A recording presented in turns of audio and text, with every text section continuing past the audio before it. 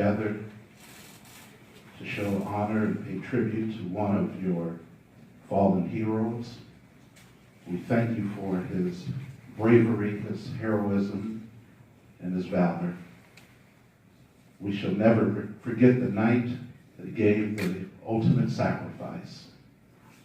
We continue to offer our most heartfelt condolences to Martin's family and his friends.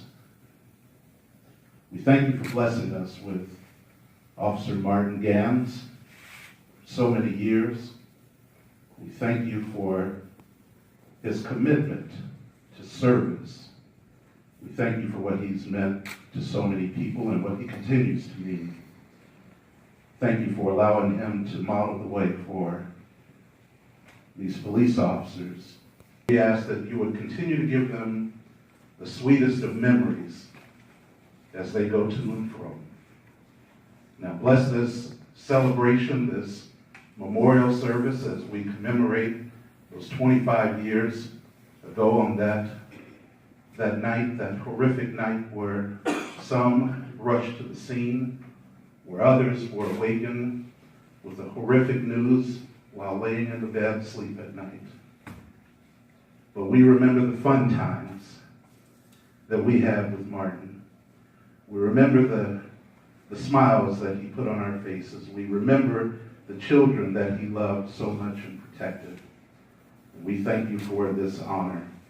Continue to bless those that are in public safety as they watch over the city, watch the people, care for the people, love for the people.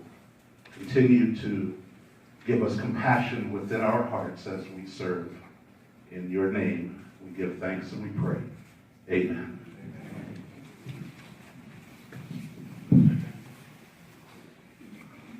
Ceremony to honor Officer Martin Ganz. I'd also like to recognize a few of our guests who are with us this evening. Police Chief Tom Kang of the Gardena Police Department, Police Chief Mike Ishii of the Hawthorne Police Department, and retired Manhattan Beach Police Chief Ernie Klebsall. With us tonight also three of Martin's sisters who are with us tonight. Bradine Pabuda, along with her husband Sean, Rachel Ganz Williams and her husband Scott, Janet Chase, and also with us tonight are Martin's nephew Zachary, his niece Marcia Spellman, and her husband John Wainwright, and Marcia's daughter Haley. Martin's family have been instrumental in working with Sergeant Tim Zins to make this remembrance ceremony possible. I would like to also thank and recognize each and every one of you for taking time out of your busy schedules to be with us here tonight. Some of you may have known Martin, yet there may be others who never had the privilege to meet him. Regardless of whether or not you knew Martin or just recently learned about him, thank you for being here to honor him tonight. For those of us who were blessed to have known Martin and had the good fortune to work with him, we all have memories and stories about him. At work, I was anxious and nervous. I didn't know what to expect.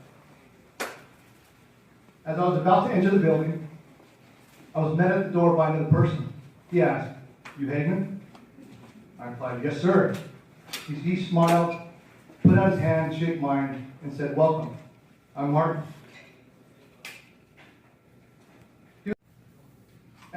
And how he always loved to be active. We made many arrests during those 2 weeks, mostly of drunk drivers. There was never any downtime when you worked with Martin. He was always on the go. There is no question how much Martin loved being a police officer. His dedication to serve others before self was inspirational then and can serve as a reminder today of why we chose to be police officers and to serve our community. Martin will forever be in our memories, and he will never be forgotten. Thank you.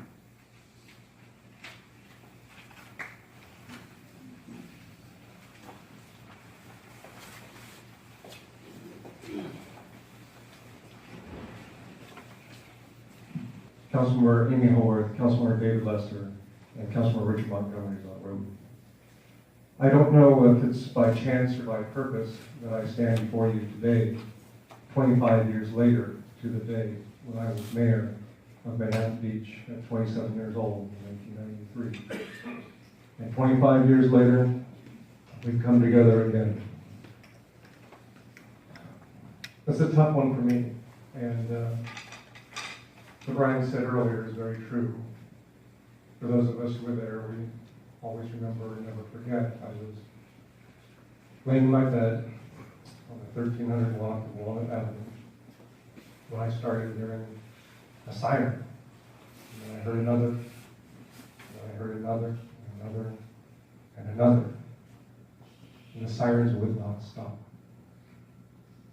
So I got up out of bed and received a phone call or anything. And I went in the direction of the sirens. It was up at the mall. And there I met up with some of our officers. Was told that Martin Ganz was shot.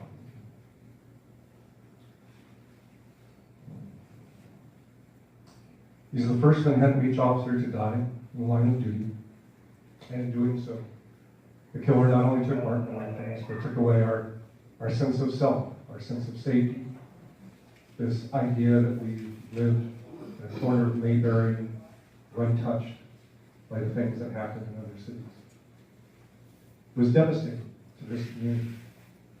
It really shattered our sense of peace and our sense of self.